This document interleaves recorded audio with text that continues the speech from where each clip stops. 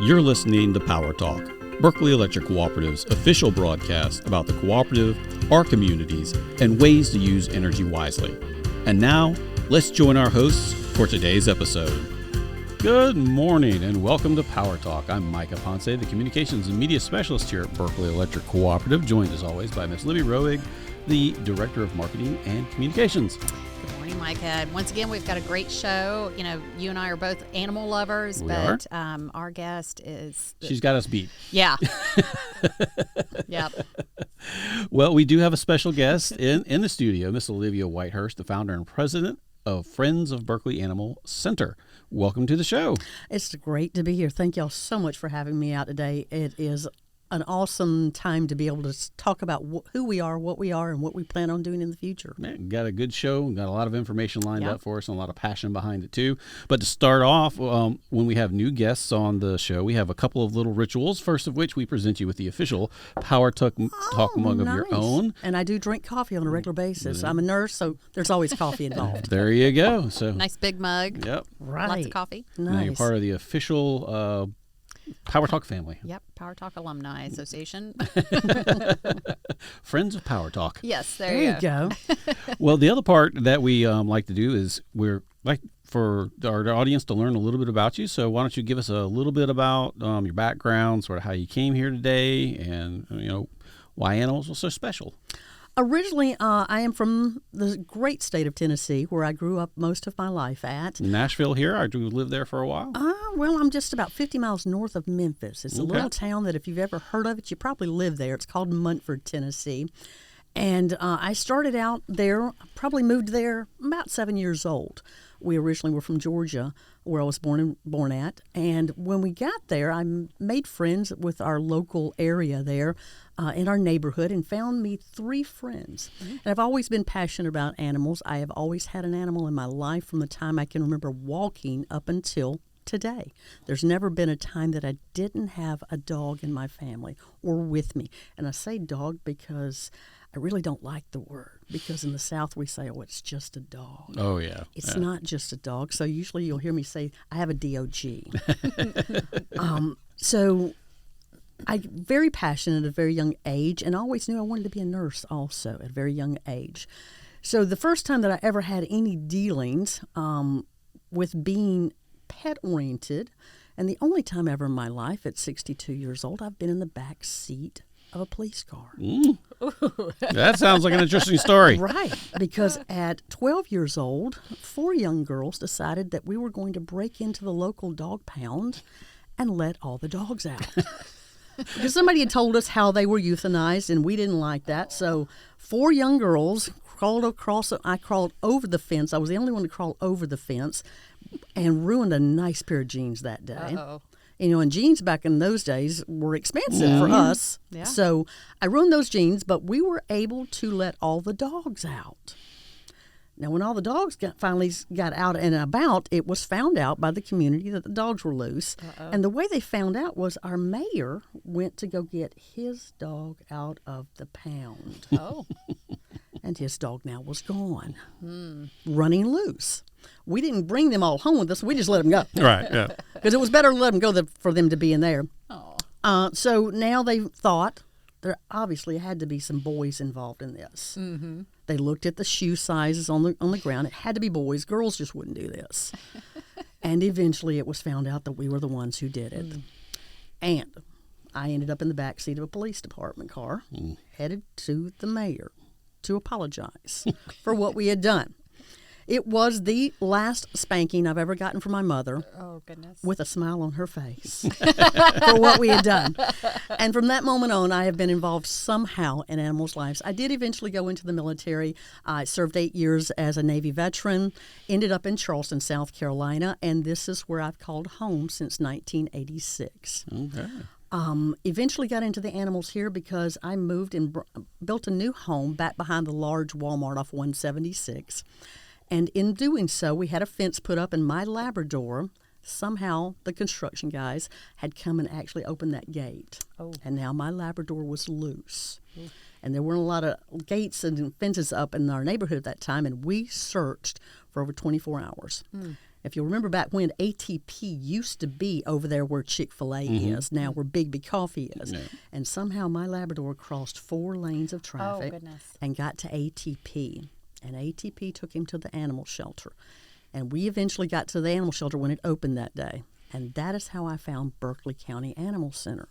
At that time, Charleston Animal Society, back in those days, were the only ones that were really big. Right. So got involved there, started volunteering there, and it took a course of several years. But 7 women got together one day and decided it's time. Berkeley County runs the animal shelter. It's not a nonprofit. They don't have a nonprofit to actually help them out. Charleston and Dorchester County both were nonprofits at that time. So together, 7 women got together one day at a local bakery shop, sat down and said, this is what we're going to do. And that's where it took off. In 2019, I incorporated us into the Friends of Berkeley Animal Center as a nonprofit organization. And over the last 7 years, we've grown into what we are today. Our purpose and mission has always been to be the difference between what Berkeley County could afford and what the animal shelter wanted.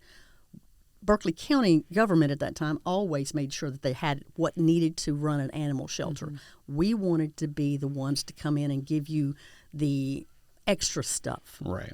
So some of the things that we've actually did out there were we built a $90,000 playground at that animal shelter. Goodness. The only one in the Tri-County area that had a huge, beautiful playground for the dogs to get out of the runs and taken into. We built a beautiful operating room. At that time, for an animal shelter to have this, it's a 2-bed operating room where all spay and neuters could happen, where they could do any type of amputation, small surgeries that they could do there at the shelter. We were so happy to be able to do that for the shelter at that time. And just over the course of the year, we actually paid for all heartworm treatments actually at the animal shelter. Every dog that was treated for heartworms, that was done by the Friends of Berkeley Animal Center. We bought all the drugs. They've ordered them all up. We bought them all. We got involved with 2 local vets also in Goose Creek and Berkeley County that were helping us when we didn't have a vet on board at the shelter. We also paid for all transportation to and from up to MSPCA, where we would take 2 vans each month, 1 dog, 1 cat, and deliver them up there because animals are adopted so much faster, so much quicker up in the north. You don't see as many dogs running the streets. You don't see as many feral colonies of cats running the streets.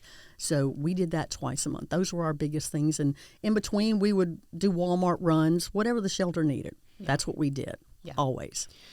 Well, Olivia, we're going to talk more about the mission of Friends of later in the show, but never doubt the power of a group of like-minded individuals, passionate about their cause. So, thank you for all your service, both in the military and to the community. But as we mentioned earlier, you're in good company this morning. Mike and I are both animal lovers, and the cooperative is happy to make this new partnership with Friends of. As a community partner. We love our community partners. We feel like when we team up with passionate folks in the community, we can make a real difference in people's lives. So we have an upcoming event that we're partnering to serve the community. Tell us more about what's coming up. Well, the way it started out with Pets Incorporated out of Columbia used to come to the animal shelter once a month, and they would do a low-cost actually vaccination and wellness clinic at the shelter. They also came in and they would actually spay and neuter all of our animals that were going up for adoption because we didn't have an actual vet on staff. And Charleston Animal Society has come in and done a great thing. They are now running Berkeley County Animal Shelter. It's now the Charleston Animal Society Berkeley campus. And Pets Inc. is just now moving on and is no longer going to be coming to the animal shelter. And when I heard this, I was like, this is a travesty to Berkeley County residents, because Berkeley County residents would show up for low-cost vaccinations, wellness clinics. There are a lot of Berkeley County residents that utilize Pets Inc. simply just as their vet every month. So we started talking about it with some of our volunteers, within the board members also, and things just fell into place. I came across a volunteer who had a friend that was actually also at Berkeley Electric.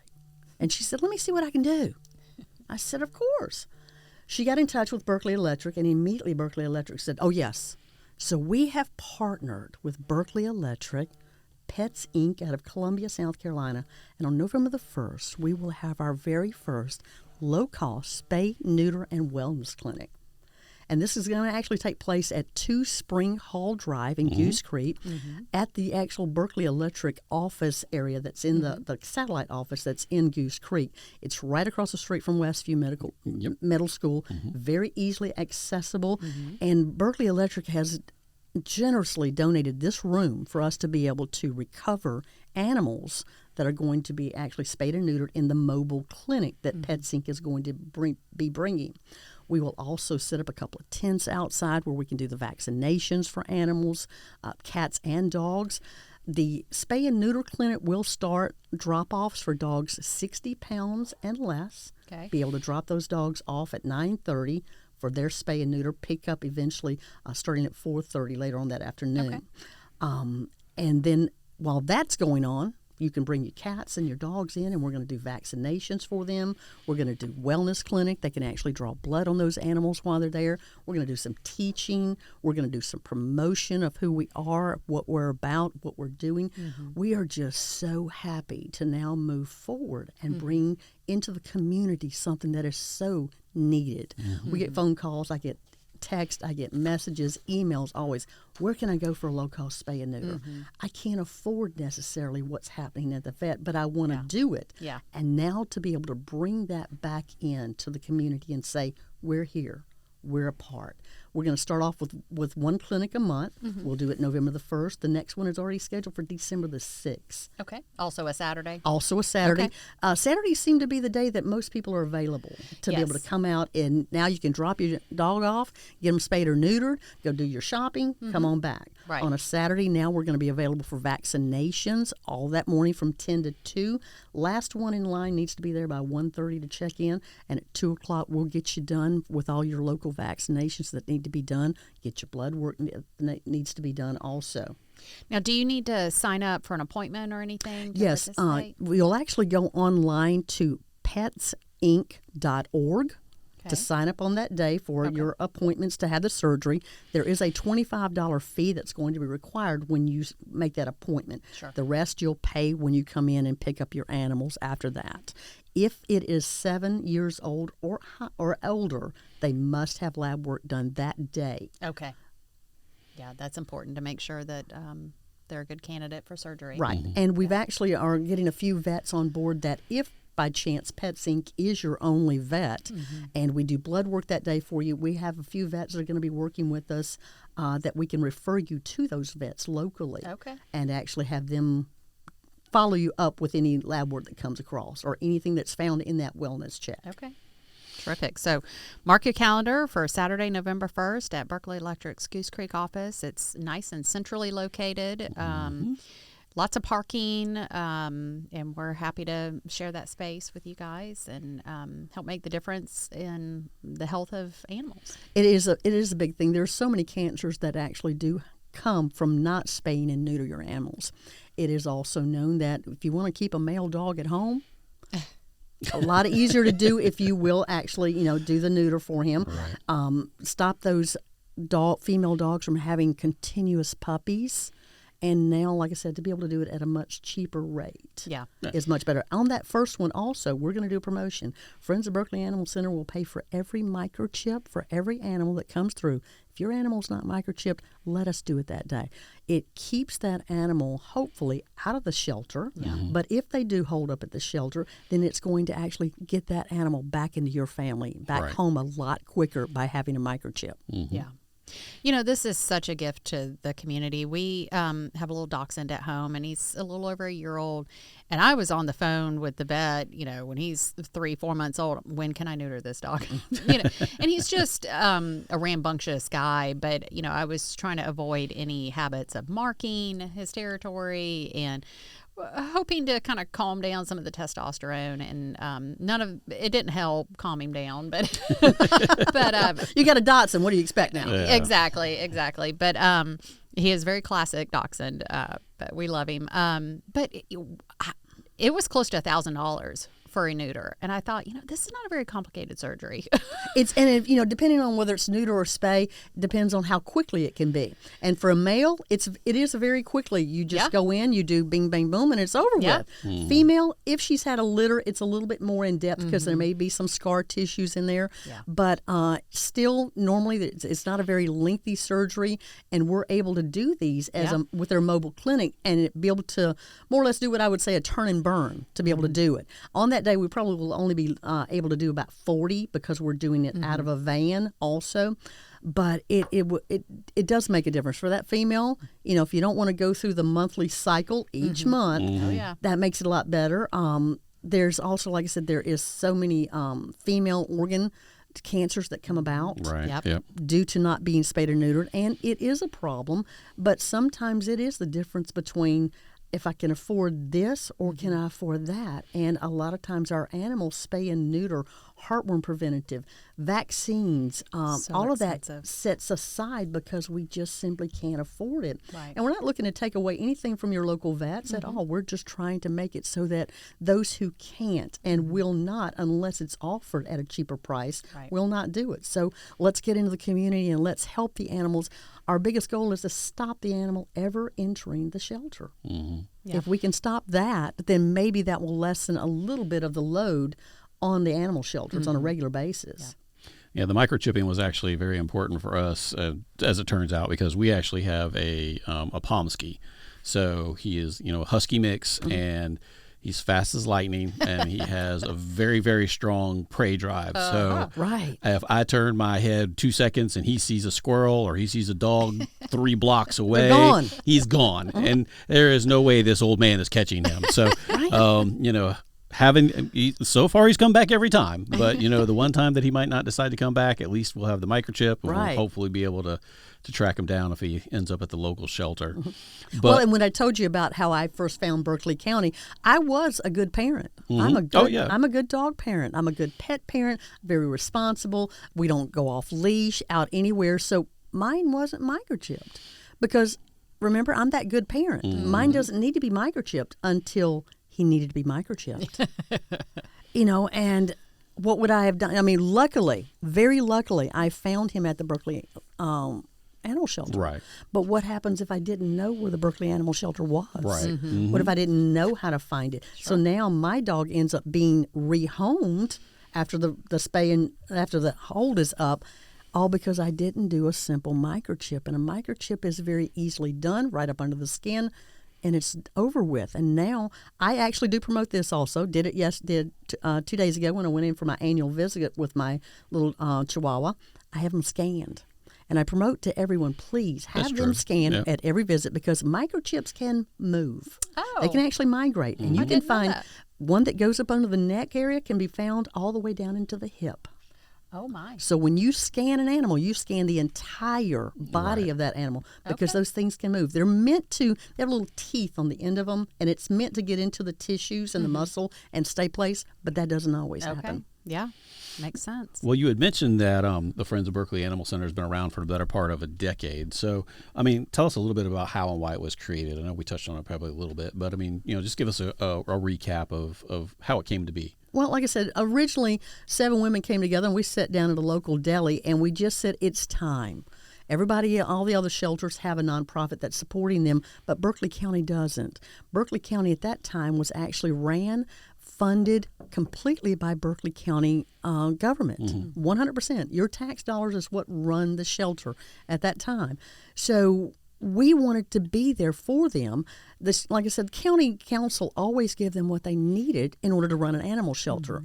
But when it comes down to the pretty things, when it comes down to a commercial wash machine and dryer or a commercial dishwasher or a playground, those weren't in the tax dollar budgets because we're running an animal shelter, but we're not running necessarily going high out. And that's what we wanted to be. I never wanted to be involved in doing adoption events, never wanted to be involved in the things that ran the shelter Because some people were like, why don't you run the shelter? Because I don't have time. I'm a full-time nurse also.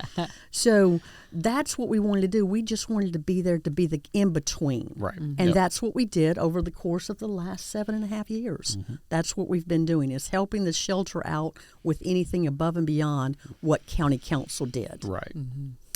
But your mission's changing. Our mission is changing with the fact that Charleston Animal Society has come on board, graciously are now going to be running the Berkeley County Animal Shelter. Then they are a nonprofit. They're a nonprofit that brings in a lot of money. As you've seen with what they've done, great things at Charleston Animal Society out of the Charleston County. Hopefully in the days to come, they're going to do that again for Berkeley County.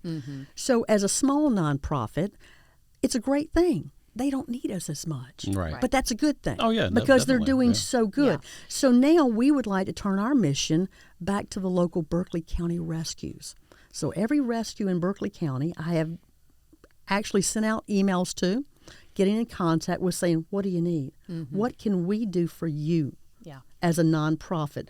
Because we don't have the animals to spend it on ours. We don't run a rescue. So I want to be there for you. So when there's an animal that is in need, and you need donations and you need something, fill out this application, get back with me. Yeah. You might get all of it. You might get half of it. You might not get anything, but at least reach out to me for anything from a bag of milk bones all the way up to, a new building that you want to build. Yeah. Somewhere along the line, we're going to do whatever we can for you.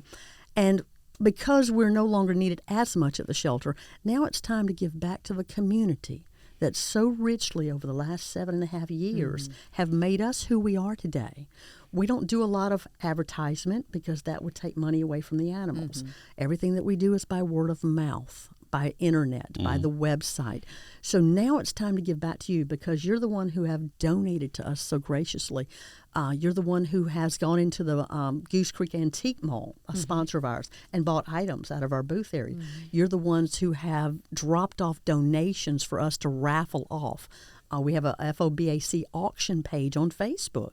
And on average, we make about $1,000 a month simply because you bring us your brand new items, and now I auction them off online. So it's time to give back to those people. Yeah. And that's where we're starting at with this brand new spay and neuter clinic. Partnering up with the two great people that we have partnering up with us, and now we can, all three of us together as a partner, give back to the community that has made us, all three, who we are today. Yeah. And there's study after study about the benefit of animals in people's lives, particularly our seniors. Yes. If they live alone, having a dog or a cat in their life, it makes them happier and extends their longevity, but if you are perhaps an older person living on a fixed income, these large vet bills are really not something in your budget. You may have to choose between groceries and caring for your animal. Correct. And we don't want anybody in that situation. Right. And when you say what animals do for your life, as a nurse at MUSC, I can tell you the benefits of MUSC's pet therapy program. I have watched children who could not be consoled. I'm a recovery nurse now at MUSC, and I've watched children that could not be consoled by anyone, not their parents, not the nurse, not the doctor, but put a dog on that bed, and it's a different story. Suddenly they quiet down. I've seen autistic children completely calm down because of an animal. I have watched blood pressure literally drop. Yeah.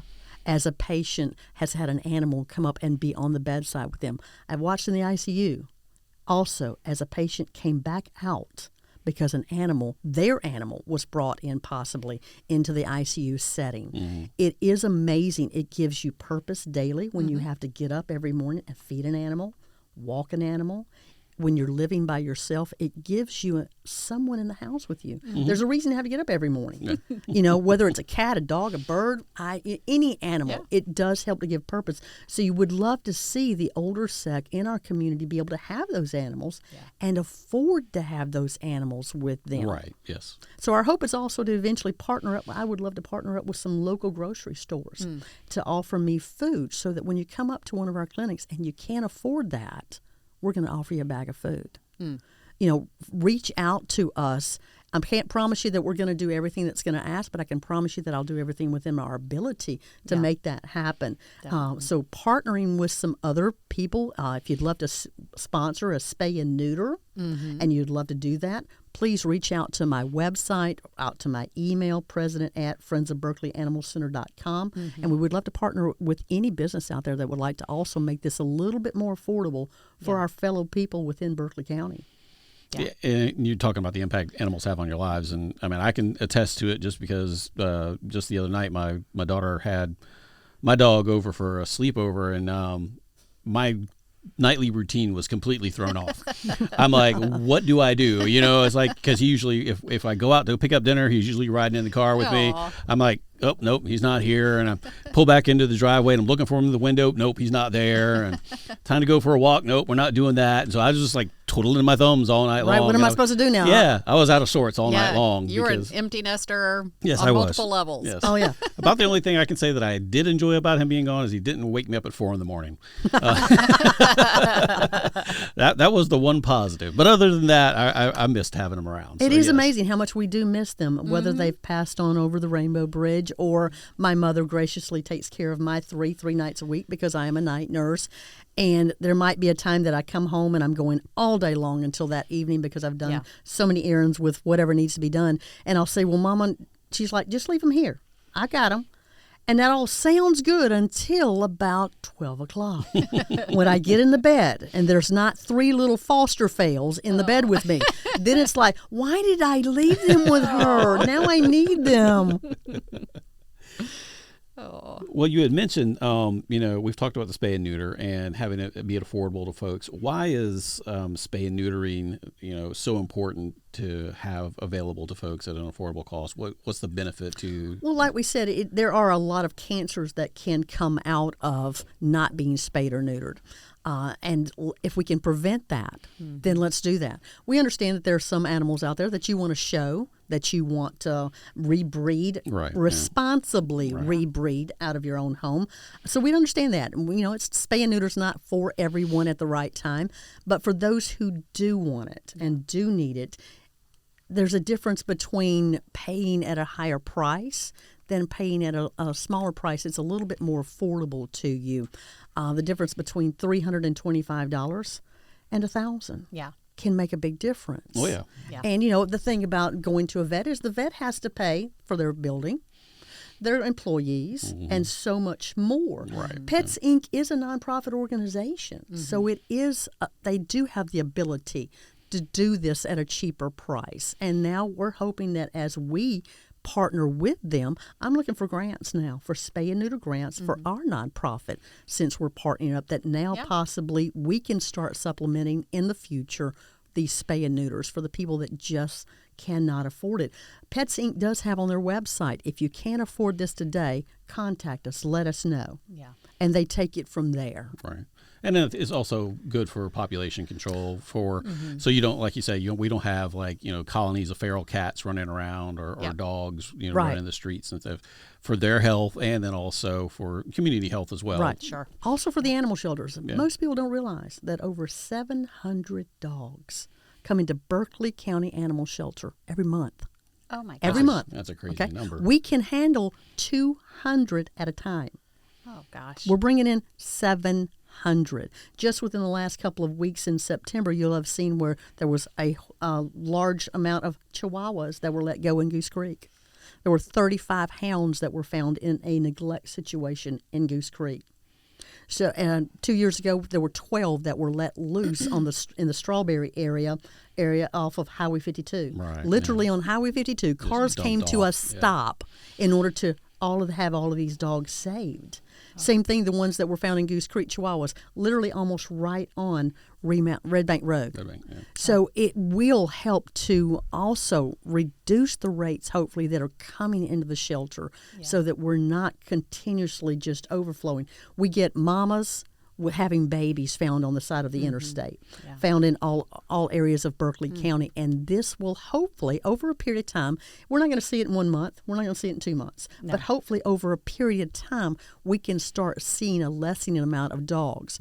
There are great TNVR programs out there for the feral cats that are happening. That's been going on at Berkeley Animal Center for some time. Charleston Animal Society is continuing with that. So the TNVR program is an awesome program for the feral cats out there. So now we just need something for dogs.